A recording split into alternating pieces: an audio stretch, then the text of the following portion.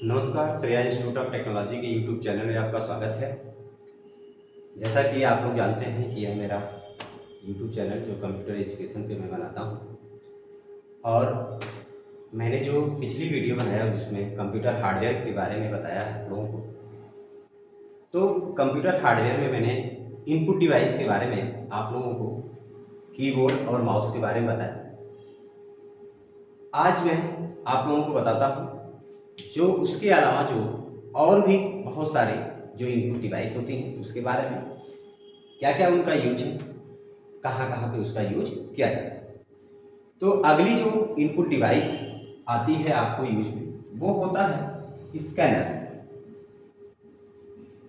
Scanner यह एक प्रकार की इनपुट डिवाइस है जिसके द्वारा हम कंप्यूटर को इंस्ट्रक्शन देते हैं, यानी कि कंप्यूटर को हम कोई भी कार्य करने को कहा जाता है। अब स्कैनर क्या क्या करता है? स्कैनर जो होता है यह आपको टेक्स्ट यानी टेक्स्ट फाइल को, फोटो को तथा इमेज को इंसर्ट कराता है। ये जो आपका स्कैनर है यह टेक्स्ट फाइल को, फोटो को और इमेज को कंप्यूटर में इंसर्ट कराने के लिए इसका उपयोग किया जाता है। अब कई बार आप लोग जाते होंगे, कहते होंगे कि हमें फोटो से फोटो बनवानी है, तो फोटो से फोटो बनवानी है तो स्कैनर का उपयोग किया जाएगा। जब भी फोटो से फोटो बनवानी चाहे तो आपको स्कैनर का, आप कोई टेक्स्ट चाहते हैं, कोई टेक्स्ट लिखा है, आप चाहते हैं कि same as it is same वही टेक्स्ट आपके कंप्यूटर में आ जाए, तो स्कैनर का आप उपयोग कर सकते हैं। तो यह भी एक प्रकार का इनपुट डिवाइस होता है। इसके बाद अगला जो इनपुट डिवाइस आता है वो आता है आपका ट्रैक बॉल।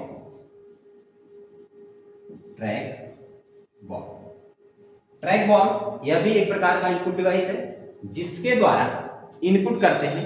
ट्रैक बॉल जो होता है यह माउस की तरह होता है। कौन से माउस? Mechanical mouse. आप पिछली वीडियो हमारी देखे होंगे तो उसमें पता होगा कि मैकेनिकल माउस कैसा होता है। मैकेनिकल माउस कैसा होता है? मैकेनिकल माउस होता है जिसपे जो आपको मैकेनिकल माउस में 2 बटन होती हैं और उसके नीचे बॉल लगी होती थी।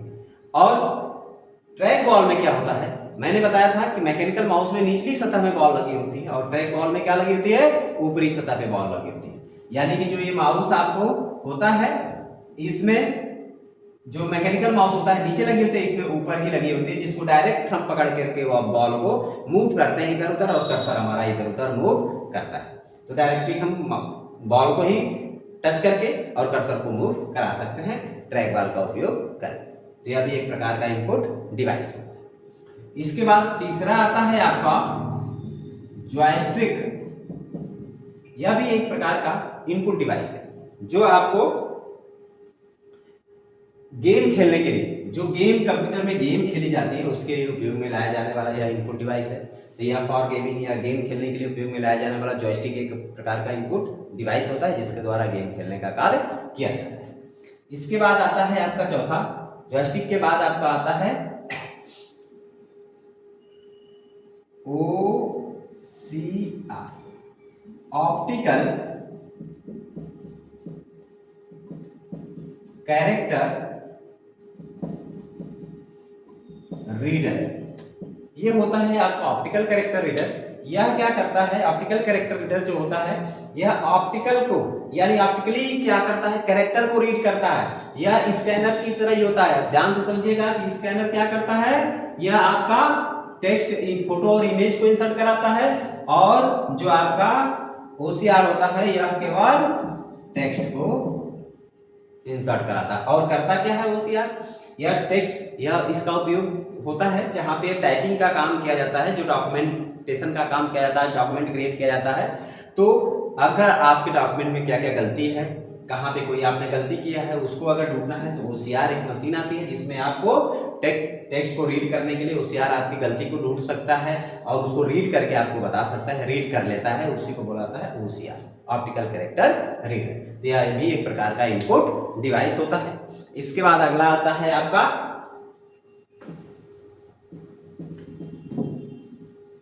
OMR। अगला आता है आपका OMR। अगला जो इनपुट डिवाइस है वो है OMR, ऑप्टिकल मार्क रीडर। यह क्या करता है? ऑप्टिकल मार्क रीडर, यह सब लोग यूज करते होंगे, जानते होंगे इसके बारे में। जब भी कोई जो आपको ऑब्जेक्टिव टाइप के एग्जाम होते हैं, यानी कि जो आपको एमसीक्यू होते हैं, मल्टीपल चॉइस क्वेश्चन के जो एग्जाम कराए जाते हैं, ऑब्जेक्टिव जो एग्जाम होते हैं, कॉम्पिटिटिव एग्जाम जो ऑब्जेक्टिव कराए जाते हैं, एमसीक्यू होते हैं, उस कॉपियों को चेक करने के लिए ओएमआर मशीन का उपयोग किया जाता है। ओएमआर मशीन में उस कॉपियों को रखा जाता है, यह आपके कितने क्वेश्चन सही हैं कितने गलत हैं उसको यह रीड करके आपको बता देता है, और यह ओएमआर मशीन के द्वारा इसको चेक किया जाता है। इसको टीचर नहीं चेक करते कि इसका क्वेश्चन कौन सही है कौन क्या है, उसमें बहुत टाइम लग जाएगी, और कौन से ऑप्शन पे कौन सा मारा गया है इसमें बहुत ज्यादा मिस्टेक भी हो सकती है। इसके लिए ओएमआर एक मशीन होती है जिसमें इसके रख करके इसको चेक कराया जाता है। इसलिए आप देखे होंगे एग्जाम जब देते हैं तो उस पर लिखा रहता है ओएमआर सीट, तो उस ओएमआर सीट को रीड करने के लिए ओएमआर मशीन होती है जो आपके ओएमआर सीट को रीड करके आपके रिजल्ट को प्रदर्शित करती है। यह भी एक प्रकार का इनपुट डिवाइस होता है। इसके बाद आता है आपका MICR, magnetic ink character reader. यह होता है मैग्नेटिक इंक कैरेक्टर रीडर। यह क्या करता है? यह बैंक में आप देखे होंगे, बैंक में जब जाते हैं तो आप चेक लेके जाते हैं, कुछ लोग चेक लेके जाते हैं। अब चेक का उपयोग कम होने लगा है जब से आपको डिजिटल ट्रांजैक्शन हो गया है, जब से डिजिटली आप लोग ट्रांजैक्शन करना शुरू कर दिए, सब लोग बैंक में जाना थोड़ा कम कर दिए हैं, तो थोड़ा चेक का कम यूज होने लगा है। लेकिन MICR magnetic ink character reader का उपयोग जो होता है बैंकों में चेक को और ड्राफ्ट को, ड्राफ्ट तो बहुत लोग डिमांड ड्राफ्ट DD जिसको बोलाता है, डिमांड ड्राफ्ट बहुत लोग आप लोग जानेंगे नहीं कि DD क्या होता है। अब क्या करते हैं आप लोग गूगल पे, फोन पे, भीम ऐप, पेटीएम इत्यादि से जिसको ऑनलाइन ट्रांजैक्शन कर लेते हैं और अपने फॉर्म को भर करके उनकी फीस भर देते हैं। लेकिन पहले क्या होता था? पहले ऐसा नहीं होता था, पहले DD बनवानी होती थी, डिमांड ड्राफ्ट। उनके पक्ष में आपको डिमांड ड्राफ्ट बनाना होता, बैंक जाते थे, उसके पक्ष में आप जा करके बैंक से डिमांड करते थे कि मुझे इतनी की DD बनवानी है, आप पैसा दे देते, बैंक आपको DD बना के दे देता था और वो पैसा उनके अकाउंट में पहुंच जाता था, बैंक उनको पहुंचा देता था। उसके लिए आपसे चार्ज किया जाता था। अगर आपका अकाउंट उस बैंक में सेम है तो चार्ज शायद न लिया जाए, लेकिन अगर आप किसी दूसरे बैंक में कराने जाते हैं तो उसके चार्ज करते थे लोग, जो भी 10 रुपये, 20 रुपये, 25 रुपये जो भी उनका चार्ज होगा वो चार्ज करके आपका DD बनवाया जाता था। तो पहले उसका उपयोग किया जाता था। तो पहले क्या होता है? चेक इसी को डिमांड ड्राफ्ट जो DD होती है उसको, और आपके जो चेकबुक है उसको रीड करने के लिए मैग्नेटिक टेप होते हैं, उसको रीड करने के लिए आपका MICR मशीन उपयोग में लाई जाती है। उसके बाद आता है आपका अगला आता है आपका BCR, bar code reader. Bar code reader क्या करता है? आप लोग सब लोग आप देखे होंगे, गए होंगे, जो लोग नहीं गए होंगे वो भी अगर देखना चाहें तो जो शॉपिंग मॉल होते हैं, बड़े बड़े जो बिग बाजार होते हैं या शॉपिंग मॉल होते हैं, आप वहां जाएंगे तो जो बिलिंग काउंटर होते हैं वहां पे जाएंगे तो जो बिल जो बनती है वो BCR मशीन से बनती है। एक मशीन होती है प्रोडक्ट के जो BCR बार कोड रीडर होता है, बार कोड होता है। देखिए ये बार कोड इस तरह से नहीं दिख रहा होगा कैमरे में, लेकिन इसमें देखिएगा इस तरह से लाइन लाइन करके इस तरह से आपको ऐसे ऐसे छोटी बड़ी लाइनें होंगी। इसको रीड करने के लिए आपका BCR मशीन होती है जिसको रीड करता है। इस प्रोडक्ट का कितने प्राइस है, क्या है, सारे डिटेल आपके कंप्यूटर में इंसर्ट हो जाते हैं और उसी से बिल भी आपकी बन जाती है। पेन कॉपी से उसकी बिल नहीं बनती है। तो ये भी आपका एक प्रकार का इनपुट डिवाइस होता है, यह भी एक प्रकार का इनपुट डिवाइस है। इसके बाद आता है QR, quick response code. QR code जो होता है, क्विक रिस्पॉन्स कोड, यह भी एक प्रकार का इनपुट डिवाइस है। आजकल हर दुकानों पे लोग एक अपना QR बना करके, जिससे क्या किया जा सकता है, पेमेंट ट्रांसफर किया जा सकता है। आजकल फाइल ट्रांसफर करने के लिए भी QR का उपयोग किया जाता है। जैसे एक डिवाइस से दूसरे डिवाइस पे कोई फाइल ट्रांसफर करनी है तो QR के माध्यम से आप कर सकते हैं, या आपको पैसा ट्रांसफर करना है, पेमेंट ट्रांसफर करनी है तब भी आप क्यूआर के माध्यम से पेमेंट को ट्रांसफर कर सकते हैं। तो ये क्यूआर जो आया है, किसी भी प्रोडक्ट के बारे में जानकारी लेना है, क्यूआर के माध्यम से उसकी जानकारी ले सकते हैं। तो यह क्यूआर एक आजकल के सबसे ज्यादा उपयोग में लाया जाने वाला यह आपके इनपुट डिवाइस हो गई है। क्यूआर रीड करके आप फाइल को भी ट्रांसफर कर सकते हैं, आप उसकी किसी चीज के लिए जानकारी भी प्राप्त कर सकते हैं और पेमेंट भी ट्रांसफर कर सकते हैं। ये सारा काम क्यूआर के माध्यम से किया जाता है। क्यूआर जो होता है, क्यूआर में 4 ब्लॉक होती हैं। क्यूआर में कुल कितने ब्लॉक होते हैं? 4 ब्लॉक होते हैं। ये भी क्वेश्चन पूछता है कई बार ट्रिपल-सी में कि क्यूआर में कितने ब्लॉक होते हैं। क्यूआर में कुल 4 ब्लॉक होते हैं। फिर पूछता है क्यूआर में कितने कलर यूज होते हैं, तो क्यूआर में कुल 2 कलर यूज होते हैं, ब्लैक एंड व्हाइट। इसमें black and white ink use होती है। कलर कौन कौन से यूज होते हैं? Black and white. इसको रीड करने के लिए ब्लैक एंड व्हाइट का उपयोग किया जाता है। तो ये आपके ये हो गए। इसके बाद आता है आपका माइक्रोफोन। माइक्रोफोन भी आपका इनपुट डिवाइस है। माइक्रोफोन इनपुट डिवाइस ये भी बहुत इस समय बहुत तेजी से ट्रेंड में है इसका भी, ये भी खूब तेजी से चल रहा है। आप लोग सुने होंगे बोलने से सब कुछ मिलता है, तो आप गूगल टॉक कर लेते हैं, गूगल पे जाते हैं और पूछ लेते हैं, यूट्यूब पे जाते हैं और वहां पे सर्च कर लेते हैं, किसी चीज को सर्च करना है।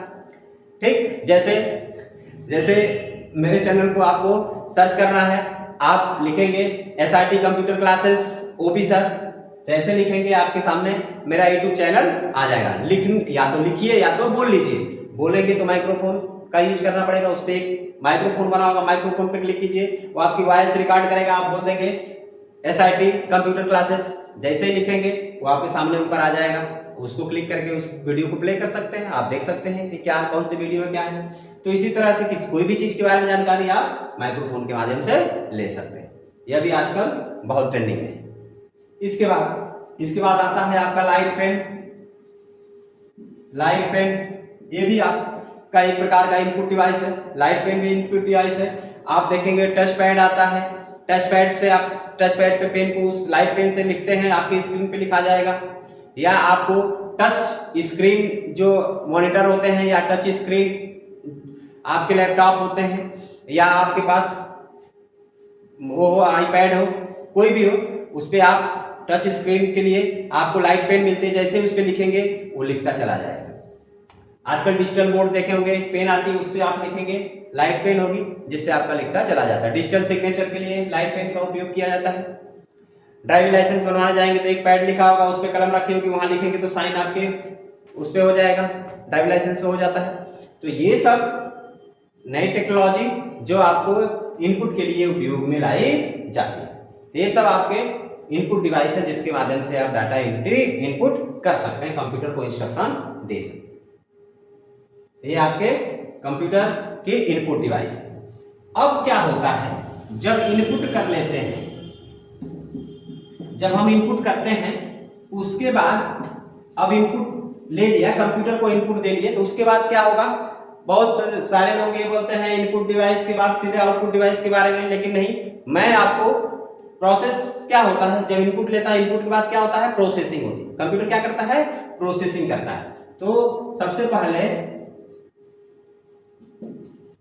इनपुट के बाद प्रोसेसिंग के बारे में पढ़ते हैं कि प्रोसेसिंग क्या होती है। तो प्रोसेसिंग डिवाइस की बात की जाए तो प्रोसेसिंग डिवाइस मेन रूप से किसको बोला जाता है? सीपीयू को। किसको बोलते हैं? सीपीयू को, सेंट्रल प्रोसेसिंग यूनिट। लेकिन सीपीयू जो बोला जाता है वह पूरे डब्बे को बोला जाता है। पूरा डब्बा जो होता है उसको सीपीयू बोला जाता है। सीपीयू के अंदर मदरबोर्ड भी होती है, हार्ड डिस्क भी होती है, एसएसडी भी होती है, रैम भी होती है, रोम भी होता है। लेकिन सीपीयू किस लिए बोला था? क्योंकि उसके अंदर प्रोसेसर होता है। उसके अंदर क्या होता है? प्रोसेसर होता है। प्रोसेसर के कारण ही इसको बोला जाता है सीपीयू, सेंट्रल प्रोसेसिंग यूनिट, और उसी के कारण इसको ब्रेन ऑफ कंप्यूटर भी कहा जाता है, कंप्यूटर का मस्तिष्क कहा जाता है। तो सीपीयू के अंदर जब इंस्ट्रक्शन मान लीजिए इनपुट किए, आप सीपीयू के अंदर पहुंचा, अब ये बात आती है कि सीपीयू के अंदर जो इंस्ट्रक्शन हम दिए वो गया कहां? तो आप खुद सोचिए, आप अपने हिसाब से सोचिए कि जब आपको कोई कार्य कहा जाता है मनुष्य, क्योंकि मैंने बताया था कि जब कंप्यूटर जो हो उसको बनाया किसने है? मनुष्य ने बनाया है। जब हम ही बनाए हैं कंप्यूटर को तो हम अपने अकॉर्डिंग तो बनाएंगे, अपने यूज के लिए तो बनाएंगे।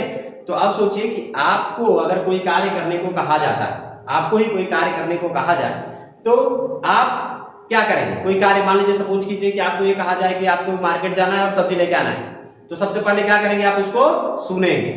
क्या कहा जा रहा है? मार्केट जाना है, सब्जी लेके आना है। कौन कौन सी सब्जी लेके आना है ये भी सुनेंगे, और कोई सामान लाना है वो भी सुनेंगे। तो सुनेंगे तो सुनने के लिए क्या चाहिए? मेमोरी चाहिए। सुनने के लिए क्या चाहिए? मेमोरी चाहिए। उस चीज को याद करने के लिए आपके पास क्या चाहिए? मेमोरी चाहिए। तो सेम उसी तरह से कंप्यूटर में भी कोई भी इंस्ट्रक्शन पहुंचती है तो सबसे पहले कहां पहुंचती है? मेमोरी में पहुंचती है।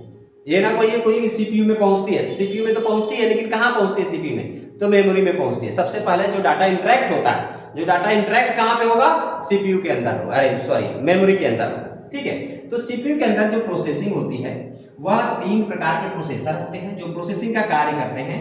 वह 3 तरह से होती है। एक होता है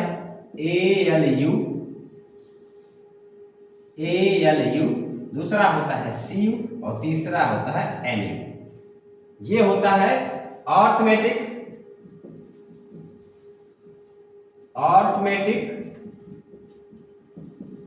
लॉजिक यूनिट, ये होता है अर्थमेटिक लॉजिक यूनिट, ये होता है कंट्रोल यूनिट, और ये होता है memory unit. Arithmetic logic unit, control unit और मेमोरी यूनिट। अब इसका काम क्या होता है? ये आपके प्रोसेस में उपयोग में लाए जाने, प्रोसेस के उपयोग में लाए जाने वाली यह डिवाइस है। यह जो डिवाइस है वो क्या करती है? प्रोसेसिंग करती है, कार्य करती है। यही आपके क्या है? प्रोसेसर है जो प्रोसेसिंग का कार्य करते हैं। तो मैंने बताया सबसे पहले जो डाटा पहुंचेगा, आप इनपुट करेंगे तो कहां पहुंचेगा? मेमोरी में पहुंचेगा, सबसे पहले मेमोरी में। अब आगे ये भी बताएंगे कि किस मेमोरी में डाटा सबसे पहले पहुंचेगा। मेमोरी भी कई प्रकार के होते हैं कंप्यूटर में, तो किस में पहुंचेगा वो भी आप आगे पढ़ेंगे। तो सबसे पहले ये जानिए कि डाटा कहां पहुंचता है? मेमोरी यूनिट में पहुंचता है। मेमोरी यूनिट से डाटा आपके कहां पहुंचता है? सीयू के पास पहुंचा, कंट्रोल यूनिट के पास। अब कंट्रोल यूनिट का काम क्या होता है? कंट्रोल एंड डिसाइड, कंट्रोल करना और डिसाइड करना। जैसे मैंने एग्जांपल बताया कि आपको सब्जी लेने के लिए बोला गया, आपने क्या किया? सुना, उस चीज को सुना कि क्या क्या लाना है, याद किया, तो क्या यूज हो गया? मेमोरी यूज हो गई। क्या यूज होगा? मेमोरी। इसके बाद आप डिसीजन लेंगे कि थैला लेना है, पैसा लेना है, साइकिल से जाना है, बाइक से जाना है या पैदल जाना है। तो वो सारा काम कौन करेगा? सीयू करेगा, कंट्रोल यूनिट, यानी डिसीजन का कि यूजर क्या करना चाह रहा है, जोड़ घटाना गुणा भाग ये करना चाह रहा है या कुछ और करना चाह रहा है, गाना सुनना चाह रहा है, मूवी देखना चाह रहा है, क्या करना चाह रहा है। तो जैसे इसके पास इंस्ट्रक्शन पहुंचेगी तो ये पहुंचाएगा किसके पास? ALU के पास। यहां से इंस्ट्रक्शन कहां पहुंचेगी? ALU, जहां पे मैथमेटिकल और लॉजिकल, मैथमेटिकल मींस अंगगणितीय और लॉजिकल मींस तार्किक, यानी कि अंगगणितीय और तार्किक कार्य होते हैं। तो यहाँ पे 2 यूनिट होती हैं, AU और LU। 2 यूनिट यहाँ पे होती है, लॉजिक यूनिट और अर्थमेटिक यूनिट। लॉजिक यूनिट क्या करता है? लॉजिकल कार्य करता है। लॉजिकल क्या काम होता है? Less than, greater than, equal to, not equal to, not equal to, इस तरह से जो एक्सप्रेशन होते हैं वो कौन करता है? LU करता है। और LU क्या होता है? प्लस, माइनस, इनटू, डिवीजन, इस तरह का काम, जोड़ घटाना गुणा भाग कौन करेगा? AU करेगा। और if else or less than, greater than, equal to, not equal to, ये कौन करेगा? LU करेगा। यहां से करने के बाद फिर CU के पास वापस भेजेगा, कार्य करने के बाद CU से फिर आपको मेमोरी यूनिट से आपको आउटपुट मिल जाएगा। तो ये होता है प्रोसेसिंग डिवाइस। अब प्रोसेसिंग डायग्राम को आपको जब आउटपुट पढ़ा दूंगा उसके बाद अच्छी तरह से पूरे डायग्राम को समझाऊंगा कि इनपुट करने के बाद क्या होता है, कैसे डाटा जाता है, क्या होता है, फिर आपको आउटपुट किससे मिलता है। तो आज प्रोसेसिंग डिवाइस और जो बची हुई इनपुट डिवाइस उसके बारे में आपको बताया। प्रोसेस कैसे करता है आपको समझ में आ गया होगा। तो प्रोसेसिंग को समझ लीजिएगा। इस डायग्राम को भी आप वीडियो को पॉज करके इसको देख लीजिएगा, इसको समझ लीजिएगा। जो भी क्वेरी होगी, आपको जो चीज़ नहीं समझ में आएगा कमेंट करके बताइएगा, मैं उसको समझाने की कोशिश करूंगा आपको। और ये प्रोसेसिंग डिवाइस को अच्छी तरह से समझ लीजिएगा, इसमें जो भी आपको ना समझ में आया हो आप कमेंट करके मुझे बताइए। और मेरी यह वीडियो आपको कैसी लगी कमेंट करके जरूर बताइए। चैनल पे अगर आप नए हैं, पहली बार देख रहे हैं, तो सब्सक्राइब और लाइक जरूर करें। आज के लिए बस इतना ही, धन्यवाद।